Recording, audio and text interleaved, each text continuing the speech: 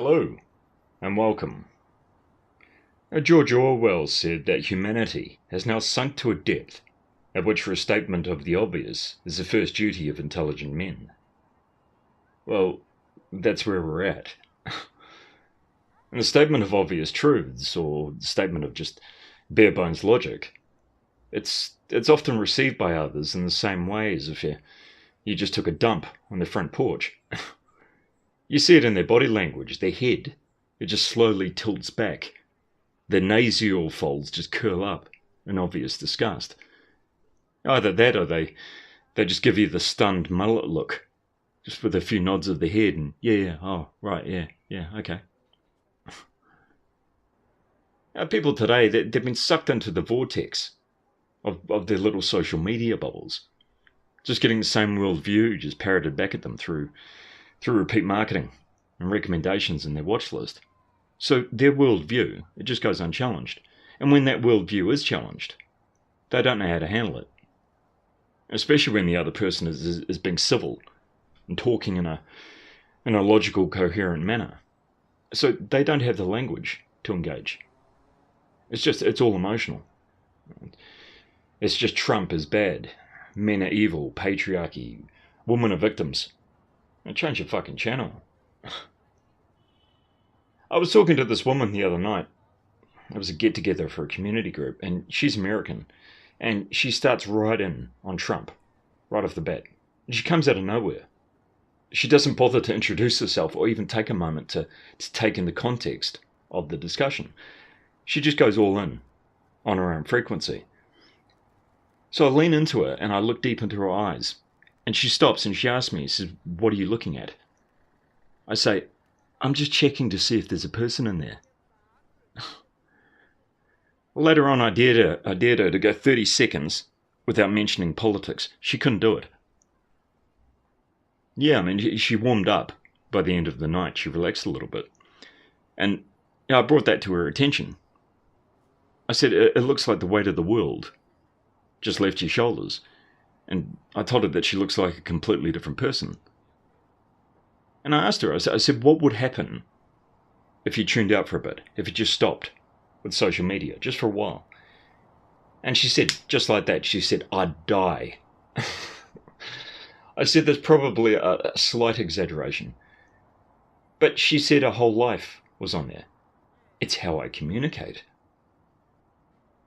Social media is her life. Her dopamine hits and existing in a vacuous funnel of negativity is her life. It sounds pleasant. I know a guy, he's a really laid-back bloke. And this guy, he's really polite, he's a mild-mannered bloke. But he snapped a little while ago. He was on a date with a woman and she kept jumping on a phone during the date, and he finally snapped. And he dropped a mobile phone and a glass of beer, and he walked out. Well, I thought that was absolutely hilarious. Yeah, he had enough. Enough was enough. Later on, he asked me, he said, "What's wrong with people today?" He said, "Do people even communicate?"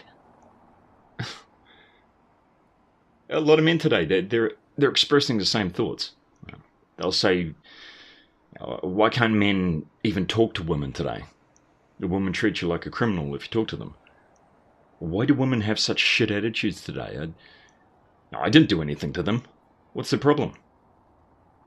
They'll say, "Look at them. They're all married to their phones. Do people even talk anymore?"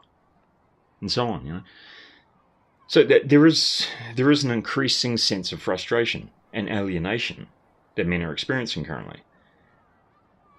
And one guy I know, I thought he expressed it quite well. He said it's like you're in a fully furnished home, and people keep coming in and taking the furniture away, and closing doors on you until you're in a room all by yourself with nothing to your name. And I asked him, I said, "So what are you left with?" And he said, "Myself." And I asked him, I said, "And how does that feel?" And he said, "Lonely and shitty." And I asked him, I said, "When you look in the mirror, is that what you see?" And he thought about it and he said, "No." He said, "I look fine. No, I'm fine." It's just all the other bullshit is gone. I said, yeah, bullshit. It's a good word for it. And he laughed and he agreed. A lot of men today, including myself, we're now having to reevaluate things.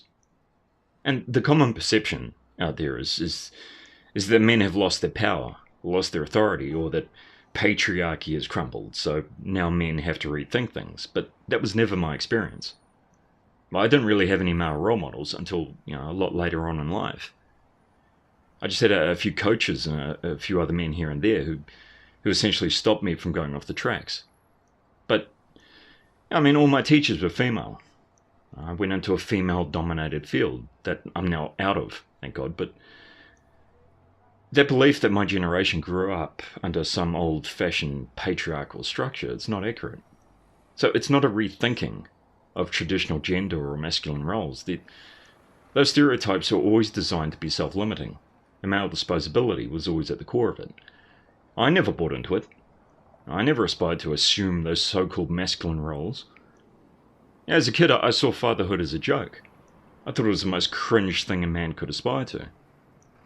Now, I saw how women treated those men. So there was no incentive that attracted me to want to become a father or a CEO or a politician or so on. So you can't be mourning a loss of something if it never existed in the first instance, and you never aspired to want it. So it's just another shaming tactic. But what men are reevaluating is a minefield of bullshit. Our lifetime of messages and expectations just thrown at their feet.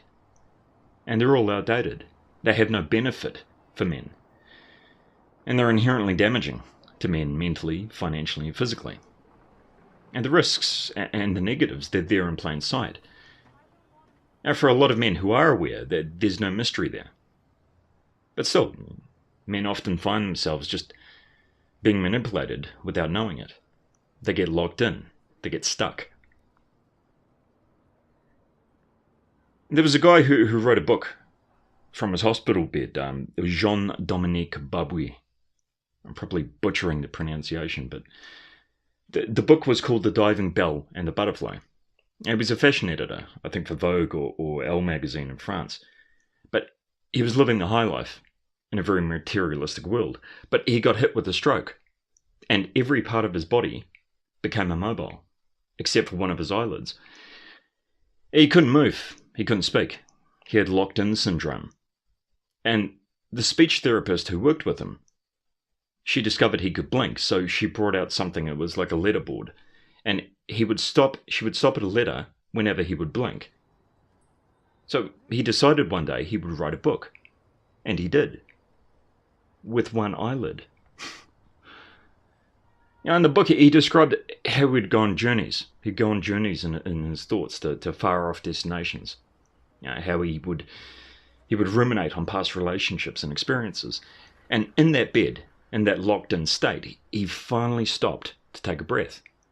And finally do a deep dive into all his thoughts, his emotions, and asking himself all those big questions about self, about purpose, and the meaning of it all. And his book, it's very poignant, but it's also very funny. He had a wonderful sense of humour. It's something he said was, and it was after someone had covered him in quite an expensive shawl at the hospital. She covered him in it, and he said, if I must drool, I may as well drool in cashmere. But he talked about receiving letters from people. He had letters from strangers and from people that he knew. And he said that the letters that discussed the really heavy stuff, the meaning of life, the mystery of existence, and philosophy and psychology, he said those letters, the ones that questioned the fundamental nature of things, came from people he barely knew. He said their small talk had hidden depths.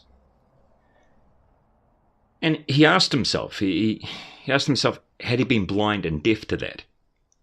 What did it take? Does it take a disaster or a calamity to finally show a person's true nature? And, to finally be aware of one's own nature. And that was a revelation to him. And probably no doubt to those writing to him. His illness had forced them to look into themselves and confront things in a deeper sense. And yeah, maybe they felt he was a safe option to open up to. I mean, who's he going to tell? He's not going anywhere. But he said the letters that moved him the most were the ones that described just everyday stuff.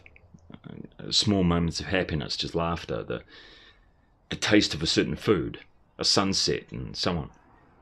He said he savoured those letters as they kept the vultures at bay. He also said that there comes a point when the accumulation of misfortune brings on laughter. That after that one final kick to the teeth, it all seems as if it's just one big joke.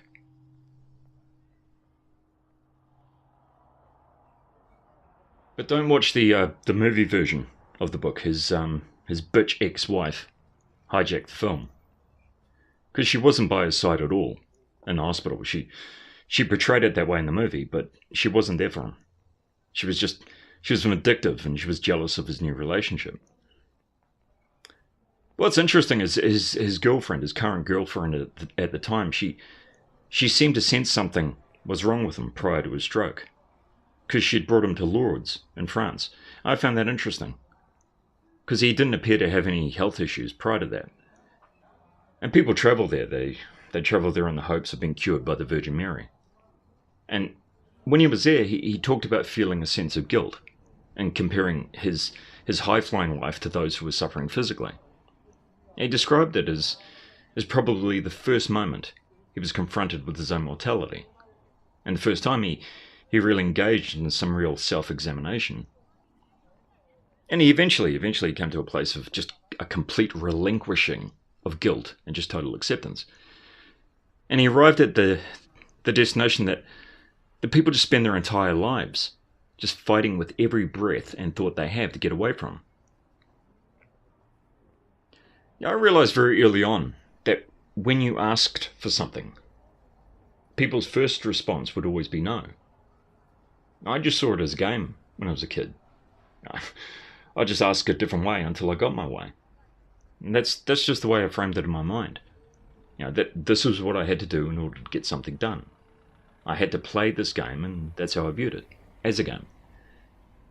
Now, other people would just accept it and give up when someone said no, but I realized if I was going to get something accomplished, I couldn't get it done all on my own, so I would need the help of other people. So it was manipulation. The other party, just in my mind, just had to perceive a benefit that outweighed a perceived risk, and you were good to go. So it was just a game of emotional chess to get them to that point. And every day men are manipulated in ways they don't even realize. Politicians, the media, marketers, they're all playing us. They're all playing us currently. And we respond instinctively to different stimuli and cues based on mental and physiological conditioning.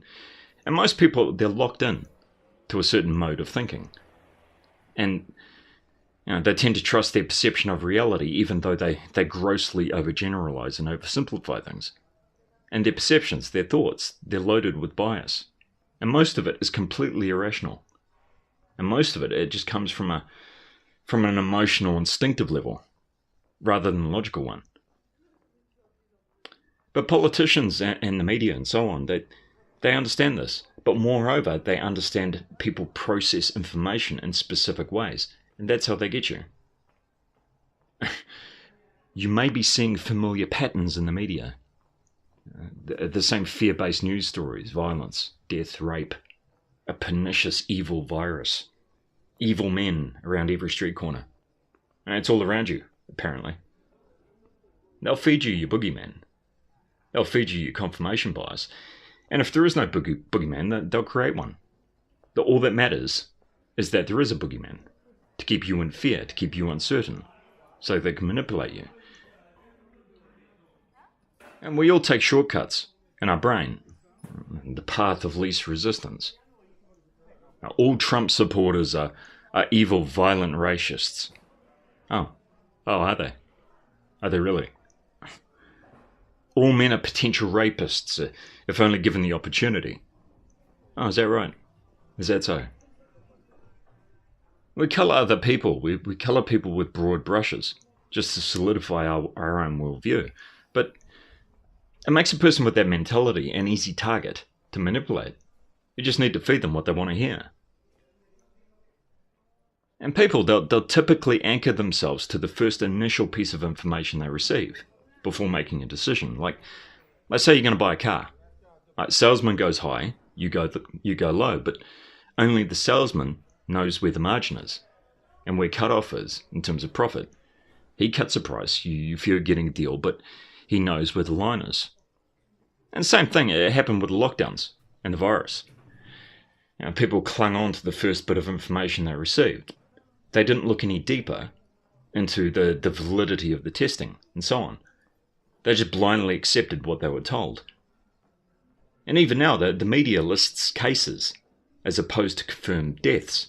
And due to the inaccuracy of testing and diagnosis, you can't even take that at face value. Yet people don't question the narrative. So the discussion, it takes place within the parameters that the government and media have set for you only. They control and limit the language, and any discussion outside those parameters makes you a risk and a threat to public safety. So you become the boogeyman. In terms of mindset, if you're in a negative state, then you see things or situations as being high risk with low benefit to you. If you're in a positive state, you're more open, so you perceive things as being more beneficial with lower risks. Now, a person could be pushed either way, just depending on the objective. And people are lemmings, for the most part. They don't possess a solid sense of who they are as an individual. Most of the time, there is no individual. They just follow the crowd. They look to others for cues on how to act, for cues on what to do, who to follow, and to determine what's acceptable and what isn't. I mean, you'd buy a watch from Matthew McConaughey, wouldn't you? Eh? I mean, look at that smile, that easy charm. You buy his watch, you'll be just like him, and everybody will love you. Yeah, anyway, independent thinking, it's overrated. Who needs it, yeah? Just listen to your government and the media and to Mr. McConaughey and you'll be fine. You ever been in a bar with a woman and the barmaid starts making eyes with you? Your value just went up 10 points, mate. At least in the barmaid's eyes. So suddenly you have perceived value. And that's scarcity. Less available it is, and if it's wanted and desired by others, the more other people will want it. And there's 101 ways to manipulate someone, but the only way they can manipulate you is if you don't have a strong sense of self and you let your emotions blindly lead you. And we spend our whole lives running away from our emotions, just trying to avoid the pain of those emotions, when in reality, all they are is information. And they're neither good nor bad, it's just information. They're a warning signal.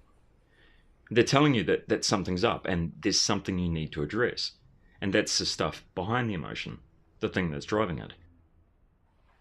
Let's say you were walking down the street and you started to feel a sharp stabbing pain in your chest, and you suddenly had a really hard time breathing. What would you feel in terms of emotions, and what would you do? Well, you probably feel anxiety. You'd probably feel a flash of fear, but you're trying to retain your composure so you could act. You pull out your phone. You find a way to get to the nearest A&E. You do what you have to do, and that would be the logical course of action. But would it make more sense to just ignore it and tell yourself, no, I'm going to be fine, and just keep walking down the street so you don't have to experience that initial feeling of anxiety? No, that would be silly. Yet that's what we spend our whole lives doing. Running away from and just denying and avoiding those initial emotions. Running away from anxiety, from stress, from fear, from shame, and so on. And we do whatever we can to numb and avoid them. If you asked a kid how they feel if their dog or their cat died, they'd tell you, "I feel sad." If you ask them how they feel at their birthday party, they'd say, I feel happy. So it's a bullshit-free zone with kids. But if you ask an adult how they feel during therapy, and they might say something like, I feel depressed. Well, that's a cluster of all sorts of compounding issues, and it's vague at best. And it's just another avoidance strategy. It's a defense mechanism. It's stepping back and creating distance, and it's intellectualizing the emotion. It doesn't help you. It doesn't help you understand what's going on for you in that moment. So it prevents self-awareness. It stops you from addressing the emotion. And that's a bad habit to get into. You just go around in circles and nothing gets resolved. And a lot of men, they get hit hard. They get hit hard by emotions. Someone they love dies. They experience a separation. Or their children are taken away from them. But now the emotions, they're overwhelming. And they're alien to them. It's been drilled into them their whole lives that as men, they have to be strong. They have to be non-emotional. So when they experience events like this, it's overwhelming. But as men, they're caught between a rock and a hard place. And it's all very well to tell men they need to open up and to be more emotional and ask for help. But when they do, and you've seen it, they're judged severely for it. Their careers are affected. They're seen as a liability. They're seen as weak. And that's the instinctive response from other people, and that will never change.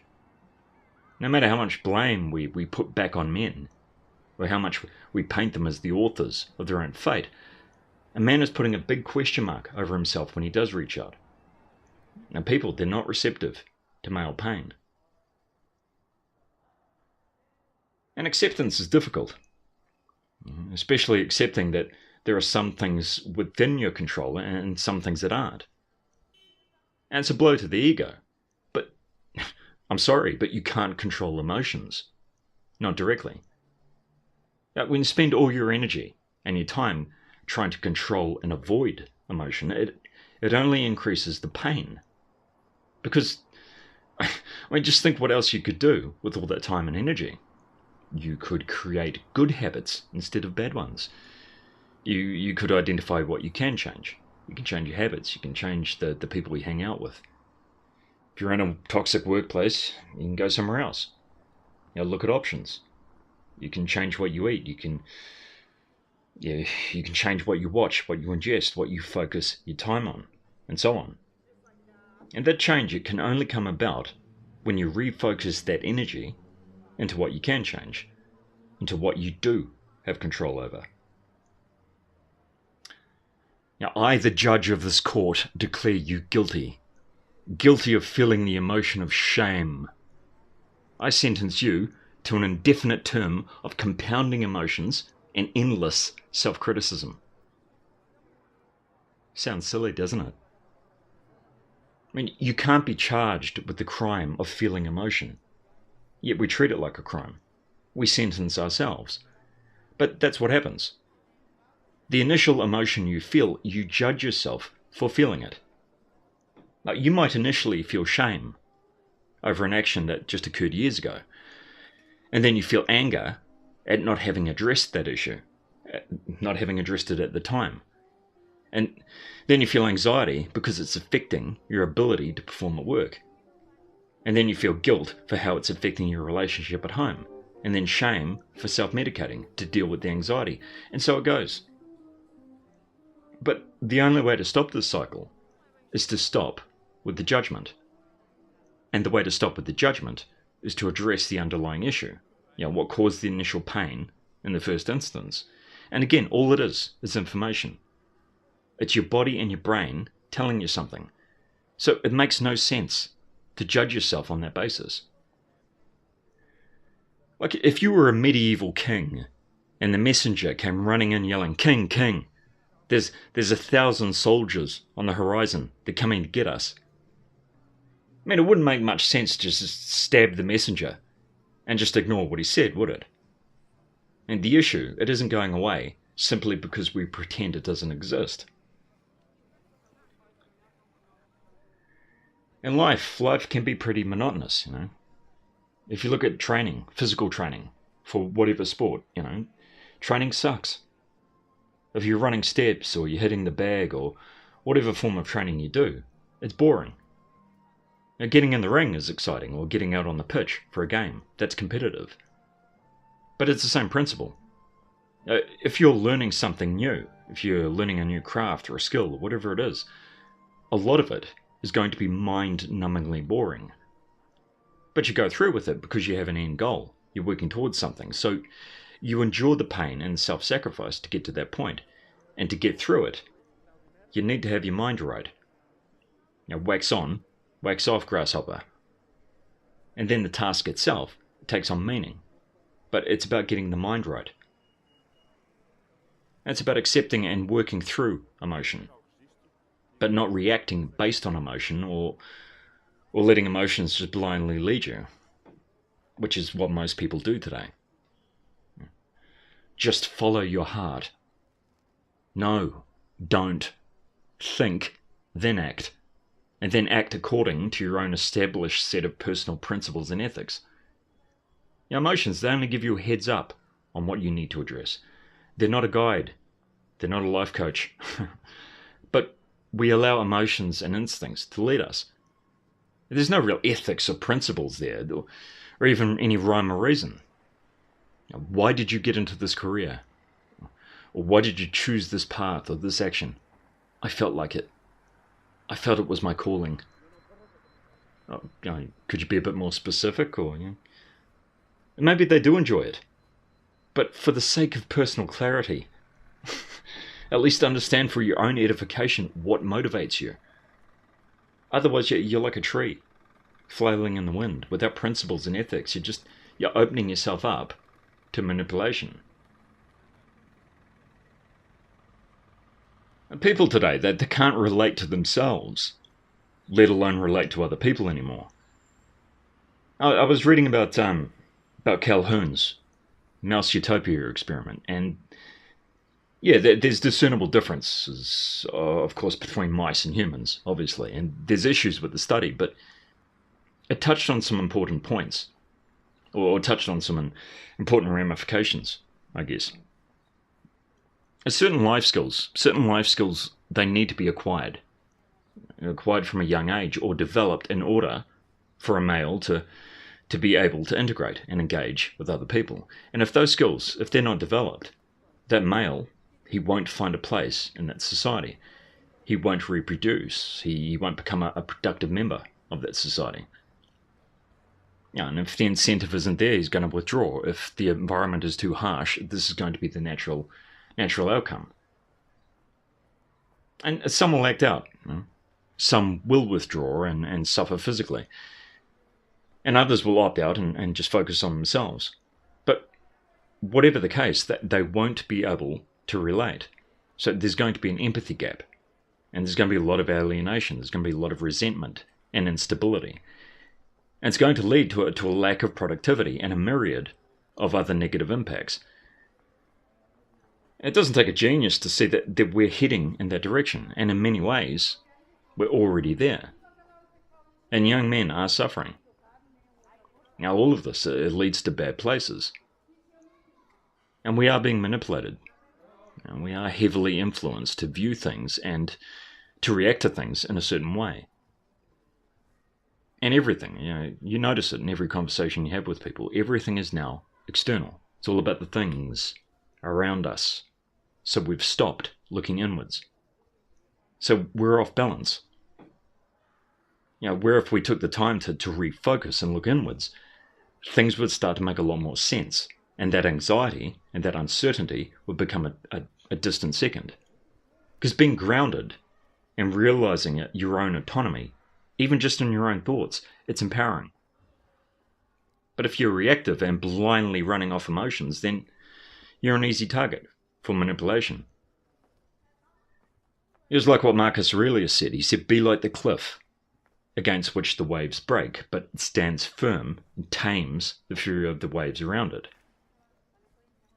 So emotions, they're just an alarm clock, but self-awareness is the key. Wax on, Wax off.